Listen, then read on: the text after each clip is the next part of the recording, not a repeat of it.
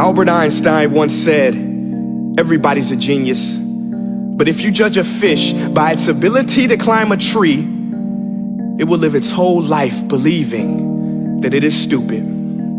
Ladies and gentlemen of the jury, today on trial we have modern day schooling. Glad you could come. Not only does he make fish climb trees, but also makes them climb down and do a 10-mile run. Tell me, school, are you proud of the things you've done?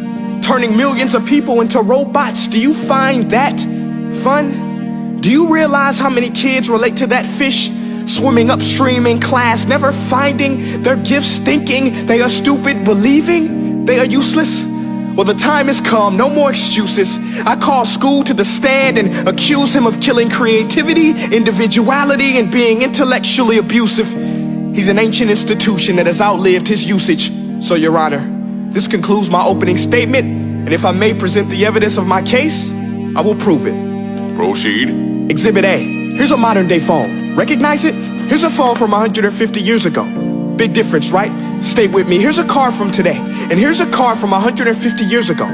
Big difference, right? Well, get this. Here's a classroom of today, and here's a class we used 150 years ago. Now ain't that a shame? In literally more than a century, nothing has changed. Yet you claim to prepare students for the future? But with evidence like that, I must ask, do you prepare students for the future or the past?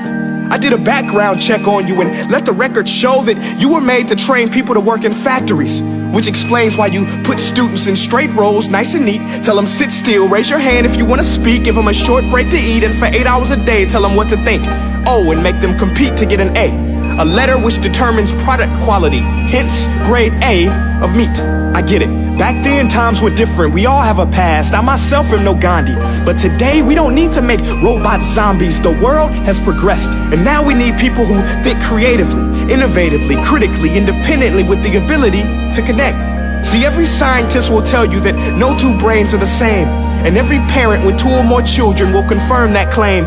So please explain why you treat students like cookie cutter frames or snapback hats, giving them this one-size-fits-all crap. Watch your language. Sorry, Your Honor, but if a doctor prescribed the exact same medicine to all of his patients, the results will be tragic. So many people would get sick, yet when it comes to school, this is exactly what happens. This educational malpractice, where one teacher stands in front of 20 kids, each one having different strengths, different needs, different gifts, different dreams, and you teach the same thing the same way?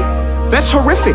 Ladies and gentlemen, the defendant should not be acquitted. This may be one of the worst criminal offenses ever to be committed. And let's mention the way you treat your employees. Objection. Overruled. I want to hear this. It's a shame. I mean, teachers have the most important job on the planet, yet they're underpaid? No wonder so many students are short-changed.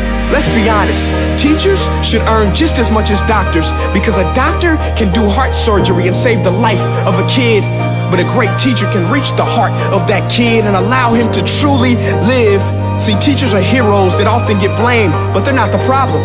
They work in a system without many options or rights. Curriculums are created by policymakers, most of which have never taught a day in their life. Just obsessed with standardized tests. They think bubbling in a multiple choice question will determine success. That's outlandish. In fact, these tests are too cruel to be used and should be abandoned, but don't take my word for it.